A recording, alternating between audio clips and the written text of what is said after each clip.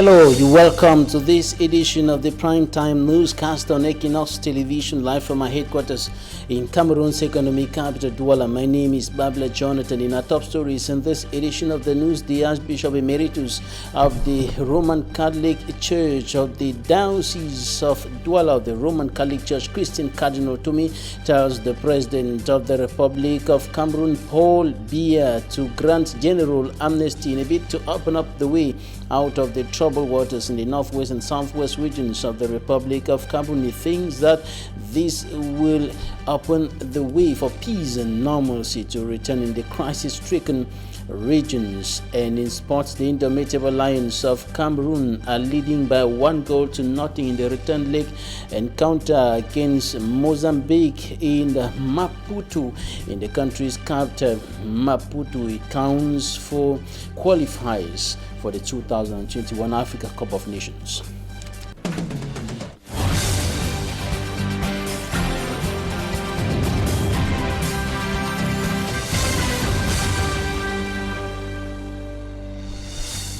Christian Cardinal Tumi, Archbishop Emeritus of the Douala Metropolitan Archdiocese of the Roman Catholic Church, says that the President of the Republic of Cameroon should grant general amnesty to all those concerned with the ongoing 4-year-long armed conflict in the northwest and southwest regions of the Republic of Cameroon. In his opinion, this will open the way out of the socio-political and security tensions reigning in those two regions for close to 4 years today. And he was speaking to RFE over the weekend. Unlike him, the Bishop of Kumba, Diocese of the Roman Catholic Church, and the Christians of Tombel in the southwest region think that the solution to the crisis is in the hands of government. Details from me, Armstrong Sander. Speaking to the media for the first time since he got freedom from the hands of kidnappers on November 6, 2020, Christian Cardinal Tumi told Radio France Internationale RFI what he discussed with his kidnappers. Il voulait savoir ce qu'était mon opinion sur la forme de gouvernement du pays. They wanted to know my stand on the form of governance in Cameroon, and I told them I stand for federalism. They said no, that I should do all for the southern Cameroon. I refused and told them that I was a young man at reunification and I had peace at reunification. I think it all depends on the head of state to do something, and I believe he can do it. Let him grant general amnesty. The much desired return to normalcy in the Anglophone regions of Cameroon also preoccupied Catholic faithfuls who took part in the mass commemorating the 75th anniversary of Our Lady Parish in Tombel in the Kupeng-Maninguba division of the southwest region. According to the Bishop of Kumba, His Lordship Agapitus Mfon. I think that all we have been going through for the past 4 years in this diocese and in the northwest and southwest regions, the only way out, as I see it, is that the government should be humble enough, and sit down and dialogue so that we can find a true peace, true justice, and a lasting solution to the problems that we have been going through for the past 4 years. The Tombe parish priest, Father Eric Kotem, says down on the knees and practical love of God alone will bring lasting peace to Cameroon. Just celebrating the midst of crisis is just a sign of hope, giving hope to people. If we all go on our knees and pray, and if all the Christians, members of Christ, live here to carry the word of God to their respective areas, their job site, and they try to live the word of God, we will have the solution to the crisis. To go on our knees, pray, and practice the word of God. And if we practice the word of God, practice love of God and love of neighbor, we shall have a lasting solution. Any other thing short of this. Just like Christian Cardinal Tumi, Catholic Christian Voices in Tombel says the end to the armed conflict in the northwest and southwest regions of Cameroon largely depends on the government of Cameroon, which should engage a frank dialogue with the opposing camp.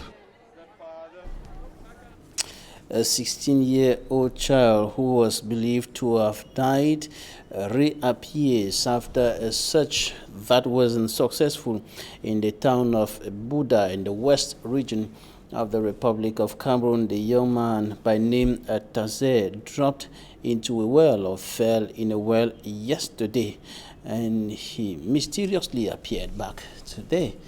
Smartnikan Gabriel has more. A woman cries out with pains.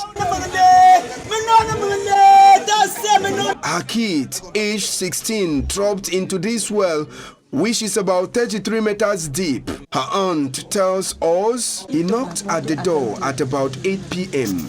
The mother came out with a phone torchlight but couldn't see him, only to discover his 2 legs outside and his head already inside the well.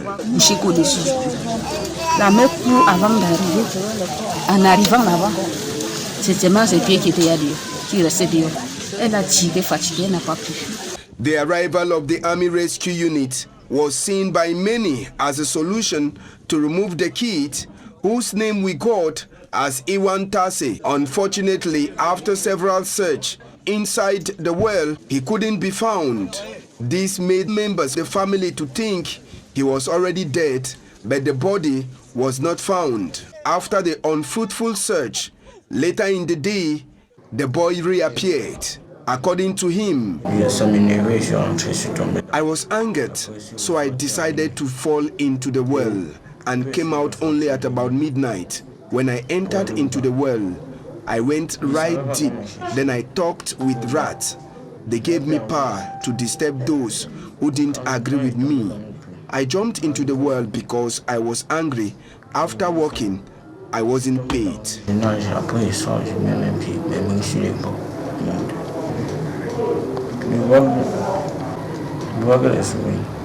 The well in question has been locked by the family members. Now we go up north to talk about the impact of the closure of the territorial border between Cameroon and Chad on economic activities. The traders around the border and in localities close to Chad are complaining over the devastating impact of the closure of the border as a measure to contain the coronavirus pandemic. It's been so for over 8 months. Details with Immaculate Fogwe. As the economic effects of the coronavirus pandemic unfolds, it becomes clear that some people will be more hit than others. We are in Kuseri, a locality in the far north region of Cameroon. The town has become unrecognizable following the closure of the border on the 17th of March as a measure to fight against the spread of the coronavirus. Traders deplore enormous financial losses incurred from the goods that have remained unsold. Activities are on standstill. Before the crisis, I could sell close to 1 million francs daily, but now I am unable to even sell 100,000 francs daily. Due to the health crisis, more than 50 shops have been closed, with traders advancing their inability to pay their rents. 3 months ago, the Chadian government and that of Cameroon had agreed that trucks transporting perishable goods be allowed access into Chad. But transporters plying the stretch expressed frustration due to the numerous toll gates along the stretch.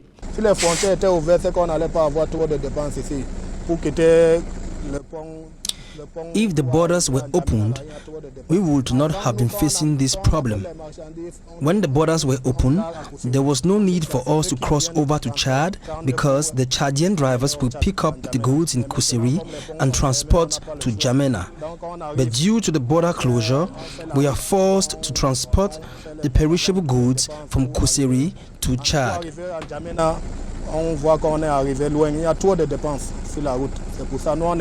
The border closure has equally affected Cameroonian students studying in Chad. Donc vraiment, nous avons beaucoup de difficultés ici au Cameroun, surtout il y a les étudiants. Cameroonian students studying in Chad are facing difficulties. If we want to go to Chad, we must present a biometric card before we are allowed access, but that was not the case before. While waiting for the borders to be opened, the population continued to suffer the effects of this border closure. Now to Nkonsamba in the Mongo Division, littoral region of the Republic of Cameroon. Council authorities in that part of the country, in that part of the littoral region, have said to governments that the low funding, insufficient funding and mismanagement of public funds accounts for the low execution of projects in that part of the country. Some of them were speaking in an evaluation meeting in Nkonsamba, boycotted by most of the mayors. Details with Innocent. During the session organized by the Ministry of the Economy, Planning and Regional Development, plus the Ministry of Decentralization and Local Development on the sideline to evaluate realized projects in the Mongo Division, majority of annoyed mayors decided to boycott and send their representatives, since they are often asked to repeat works poorly realized. We are very disappointed. If you have observed in the hall, you will see that just a handful of mayors are present. So because a month ago we carried out similar exercise, we nursed projects to maturity, which we handed to Minipart. But we are baffled today, as on the list of funds transferred by the various ministries, the transfers correspond to nothing in terms of what we have nursed to maturity in terms of projects.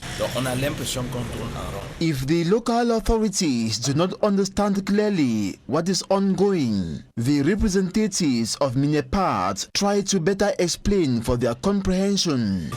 As of the past, we had budgets which were higher, but we had problems having immature projects, that is, whose realization was incomplete, thereby idling these projects, thus low execution rate. Now that the resources are reduced, we are trying to compensate the gap by presenting projects just based on their full maturity.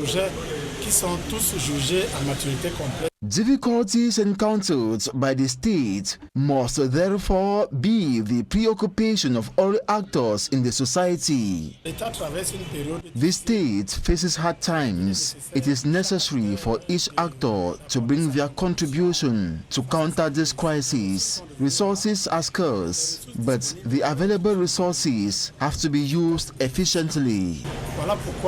According to the mayors, state supports are insufficient. There are councils with 125 million francs CFA.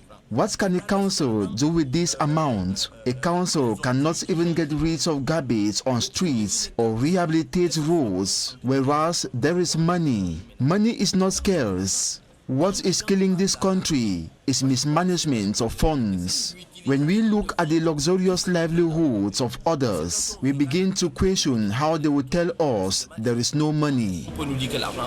These local authorities are demanding proofs from government, at the same time urging state officials to take serious engagement to enable councils attain the expected 100% project realization rate. Out of Cameroon, migrant arrivals on the Canary Island goes up tenfold. On last year, another 700 migrants were rescued and brought on the island Saturday, taking this year's total to more than 16,000, most of them from West Africa. Katsio News. Another rescue ship arrives in the port of Arquinegin in the Canary Islands. It is not the first of the day, and it won't be the last. More than 15,000 migrants have arrived in these Spanish islands since August. Moored to the dock, the wrecks of the pateras, the precarious wooden boats on which they brave the Atlantic Ocean to reach Europe's South Gate. Hidden away from the view of the media, hundreds of migrants receive first aid on a pier where not a single square meter remains vacant. As a temporary solution, they are sent to hotels where they get tested for COVID-19 and remain in quarantine. Apartments and hotels in the island are now hosting 4,000 migrants. But with one of the lowest COVID-19 infection rates in Europe, the hospitality sector believes it's time to promote again the Canary Islands as a safe holiday destination. We have to come to the rescue because there are a lot of migrants without a roof, with nothing. But now it's time again to occupy our beds with tourists. The situation is creating tensions among locals between those who demand better conditions for the migrants and those who believe the situation is becoming unbearable. They believe that by barring the media, authorities are hiding away the real situation. The fact that you cannot see it doesn't mean it's not happening. The neighbors are here, and the neighbors can see with their eyes the tragedy, the drama we're going through in this town.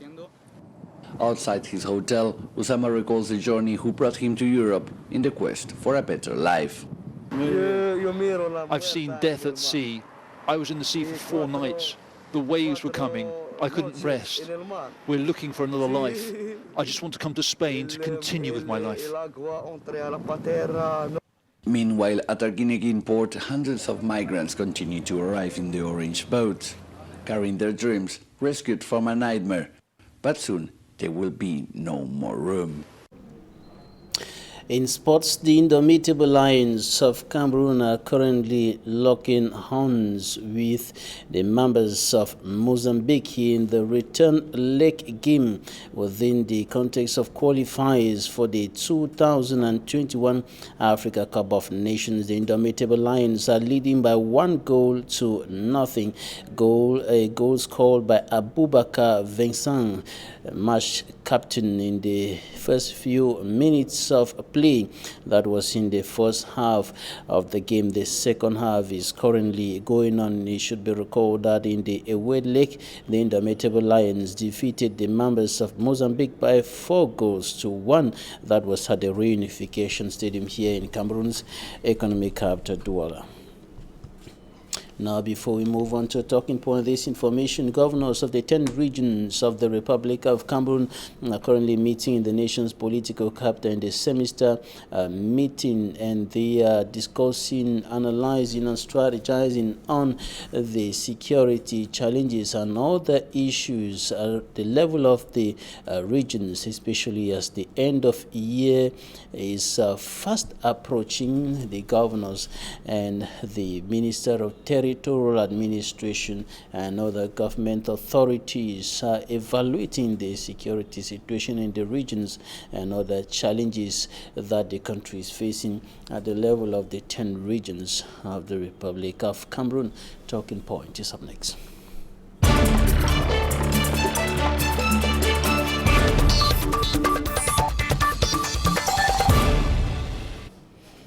Thank you for staying with us in Talking Point. Our guest is joining us all the way from Germany. Dr. Eta Ewane is the coordinator of the Cameroon Patriotic Diaspora. Thank you for joining us today. Thank you, Mr. Babila, for having me. You're welcome back home. Thank you. It's a great pleasure. It was a difficult trip because I passed through the Sahel, through Brazzaville to get here. But I'm happy to be here. It's a great pleasure, and the pleasure is mine to be with you on your... What about the COVID-19 restrictions? Well, I think, as you must have heard already, most of the European countries have embarked on a second lockdown because of the new wave. And Germany, it's on a partial lockdown, and well, most of the measures are still in place. The fine of 25,000 euros is still valid in the area of Bavaria, and the fear is there, it's real. People are panicking. When you arrived Cameroon at the level of the airport, you came through the Douala International Airport. What did you see as far as the COVID-19 restrictive measures and the implementation is concerned? Well, we could see that there was the will to observe the measures or to implement them on the part of the health authorities, but as usual, the normal chaos in Cameroon. So the social distancing was not respected by anyone. And I don't know if they took the control of the attestations, the COVID test, seriously. Because I can say I saw a couple of people who, because they had one friend or the other, went through the control without anyone asking them to present the test. And I think this is, apart from putting themselves in danger, they're putting the lives of other Cameroonians in danger. I think at the airport, the control needs to be more serious because, like I say, those of us living in the areas that are heavily affected by the COVID-19 virus, we know what it is, we know what people are going through, and we don't want that to happen here, because if it does, it's going to be a catastrophe for the nation because of our deteriorating health infrastructure. So we do not have the capacity to encounter this disease or the virus, so we need to prevent it. We need to go an extra mile to ensure that it doesn't get to Cameroon. That is why the Minister of Public Health, Dr. Manauda Malachi, the Prime Minister, Chief Dr. Joseph Jangute, and even the President of the Republic, Paul Biya, have been calling for individual and collective responsibility. Yeah, that's one thing that is missing in Cameroon. That's the idea of a collective responsibility. People always tend to push everything to the government. I mean, the government has the responsibility to keep you safe, but I mean, you have your part to play as a citizen. So if countries like Germany have succeeded to contain the virus, it is because of this aspect of a collective discipline. So if you say in Germany, we don't want to see anyone out, there's a curfew from 8 o'clock, you don't see anyone out. People respect this because it's all, first of all, about you. It's about your own safety. Even though some of those measures may be difficult in our own context here in Cameroon because of some realities that make it quite difficult for some of those measures like a curfew to be respected, and so on. People have to go out and get the daily bread and things like that. Now, to the Anglophone crisis now, of recent, there are a series of things that have been happening in the two Anglophone regions of the country, kidnappings that are continuing, targeting and killing of children, abduction of teachers, and so on and so forth. In your own reading of the situation on the ground, what do you think? Where are we moving to? Which direction is the crisis taking us to? At one moment, there were signs that we could have a return to normalcy and peace in those two regions in the months or years ahead, but after that some other things began to happen. Yeah, Mr. Babila, to ask me about the direction we are moving to, it's an overstatement. There is no direction. We are heading towards a collective destruction, and this was already, it was visible, it was foreseeable, and people had warned this government about these possibilities ever happening. Now, everyone, every Cameroonian or every Ambazonian must have the courage to condemn what has been going on now. You know, kidnappings, it's something we all have to condemn. The burning of schools, the killing of children in schools, especially the incident in Kumba and what we saw at the Kulu bilingual in Limbe, these are things we should condemn in very strong terms. It's unacceptable. And I'm using this opportunity, I'm using the Equinoxe platform to inform those who who dipped their hands into this act of impunity, that they actually committed a war crime. Thus, burning of schools, even in times of conflict, it's a war crime. Schools are protected by two bodies of law, the international humanitarian law and the international human rights law. So the right to education, it's a fundamental human right, and we have to give the children the opportunity to go to school. So whatever be the nature, whatever be the interest we have in a conflict, I think it should be a collective responsibility to ensure that all the children go to schools. And despite the efforts of government authorities and other stakeholders, leaders, elite of those two regions and so on, there is a tendency of moving to worse days. There's a tendency that things are worsening by the day, but how can we understand this increasing extremism that is being expressed within the context of that crisis? Yeah, Mr. Babila, maybe before I answer your question, I just want to say there are 4 observations or a couple of observations that we can make in the current context. The first observation is that after 4 years, the war is still ongoing. Second observation, that the military solution that the government has gone in for has not been able to produce the expected results.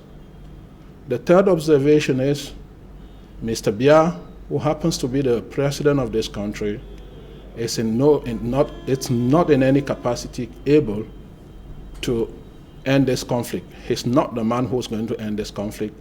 And so if we take these three observations into consideration, then we might be right, or we can rightfully conclude that we need a change in this country for this conflict to end, because it's going to get really violent. People have been really hurt. So it's so difficult to go to the southwest or the northwest region right now and to tell someone who has lost 4, 5, 6 members of his family to drop his arms. This is not something that we are seeing in Cameroon. This is something that we've seen in other conflicts. I've had the opportunity to serve in Sri Lanka. I've had the opportunity to serve in Congo. And right now I'm in the Sahel, in the conflict regions, in the Sahel region. So I know what conflict is. I'm not just a theoretician of conflict. I'm also a practitioner. And we had warned the government that we will get to this state. So people have been severely hurt. People have been so badly hurt. But why do you think they do not? It's so difficult to overcome the hurt. Why do you think that the President of the Republic cannot solve this problem? He is the one who has the mandate of the people as per the results of the last presidential election, October 2018, which he won by over 74%. He is the one who has the mandate, the responsibility to protect the people, to put an end to this crisis. So it is therefore clear that he's failed to assume the responsibility that Cameroonians have collectively entrusted into his hands. As President of the Republic, he had the possibility to prevent the conflict from ever eroding. He never did. Even when the conflict started, he had the possibility to end it. He's never done that. He has blindly opted for the military solution that is not producing any results. We have civilians dying. Even if you call them Amber Boys, they are citizens of this country, they are dying. You have soldiers dying. So no one is gaining in this conflict. And so the president has failed to assume his responsibilities. Is the failure all on the shoulders of the President of the Republic? There are two parties involved in the crisis. Yeah, while we blame everyone, I think the only party we know that has received its legitimacy from the people, it's the government, headed by Mr. Biya. And when we talk about his mandate, that too is questionable. Because like I say, his legitimacy is contested.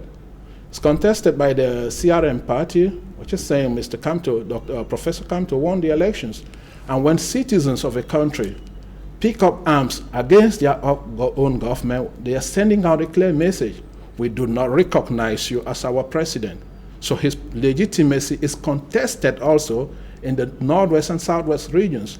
And so if he had that sense of responsibility, the most urgent thing he would do is to step aside and let some other Cameroonian try to find a solution to this conflict. Because like I said, no one is winning in this conflict, and no one is going to win. We are all going to lose as a people. Will he not be qualified as a coward, as a president who abandons his people in the midst of trouble?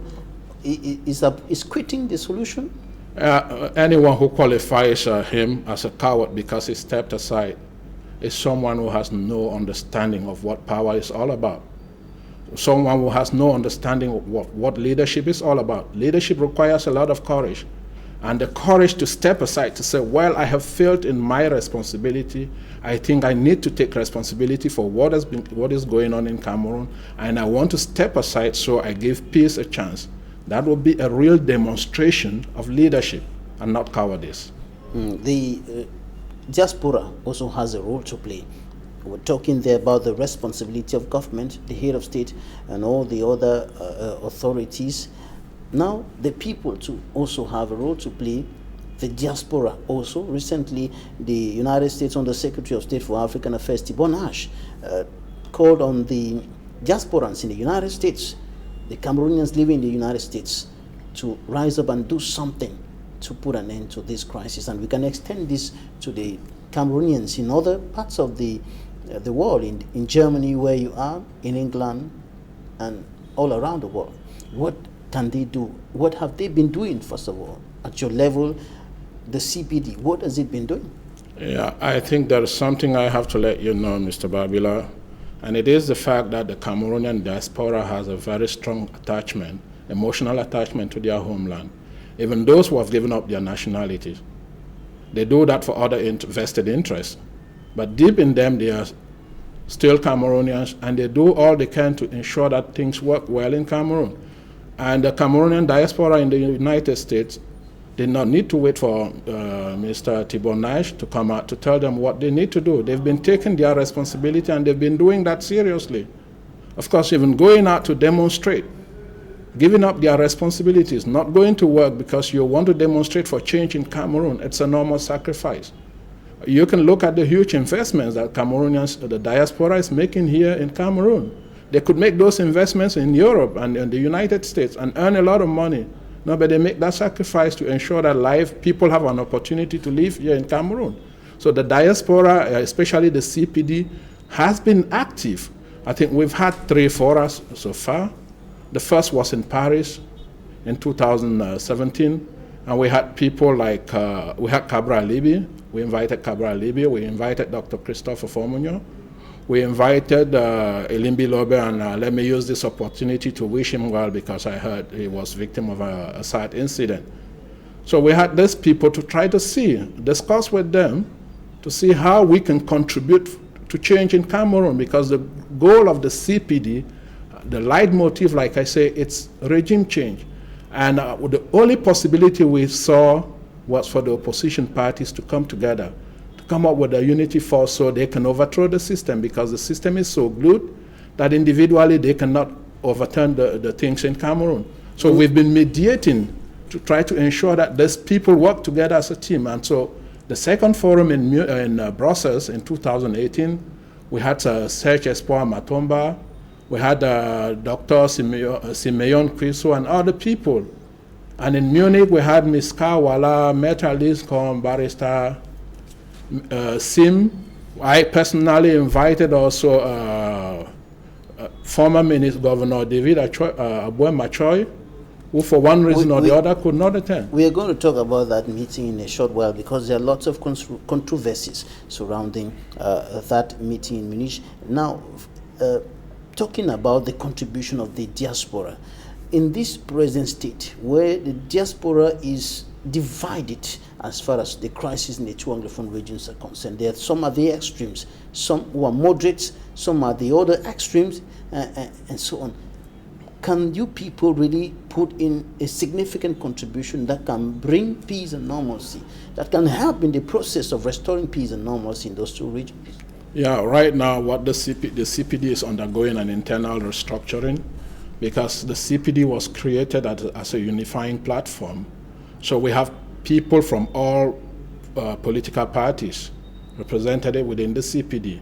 But the CPD is not affiliated to any party, and it doesn't defend the interests of any political party. So we are trying to bring Cameroonians together. And so the internal restructuring we are doing right now is, I think, and I'm using this opportunity to tell you that it might be the last time you're hearing me talk as a coordinator of the CPD, because the responsibility of a coordinator is too heavy for a single shoulder. So we're coming up with something we call a college of coordinators. So because we want to move more vigorously towards all other Cameroonian diaspora organizations, so we can work together. We remain as separate, like I say, we will remain as separate as the fingers, yet one as the hand in all matters essential for mutual progress in Cameroon. So we want to act as that unifying platform, bringing all Cameroonians together. Well, we will never have 100%. If we have 60%, that will be sufficient to bring about change. So we can all move in the same direction with the same speed to ensure that change comes to Cameroon. Of course, you have diasporans who are represented in all organizations, be it the European Union, the African Union, the United Nations.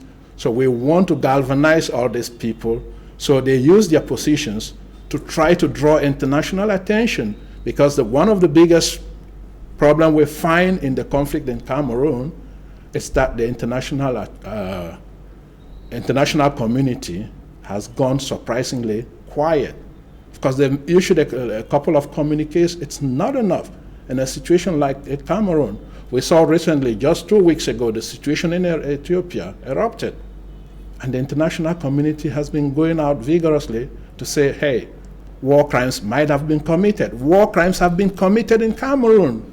And we need them to come here to investigate. Cameroon is part of that international community. And this is the time to assist Cameroon and not to wait like they did in Rwanda and then to come up and say, never, never again. No. After Rwanda, they came up with a new concept. Responsibility to protect. The people in Cameroon, the citizens of the Northwest and the Southwest are the holders, they are the wielders of sovereignty. They are the wielders of rights and privileges, and these people deserve to be protected. So this is the time to apply the principle of responsibility to protect. The international community has to take a step higher in its intervention in the crisis. That's what you're saying, right? Exactly. Now, when you listen to different diasporan leaders, different Cameroonian leaders in the diaspora talk, it gives you have the impression that the rift between some of you in the diaspora is widening every day. The rift is increasing. The gap is increasing every day, while you're making efforts to bring the people together at the level of the CPD. Why is it difficult? Why is it so difficult for you people to reason together in the same direction? Well, you have people with different interests. While some of us are fighting for peace to return in Cameroon, there are people, you've ever heard about the political economy of war. Be it in the government or in the diaspora organizations, there are people who are feeding fat from the war.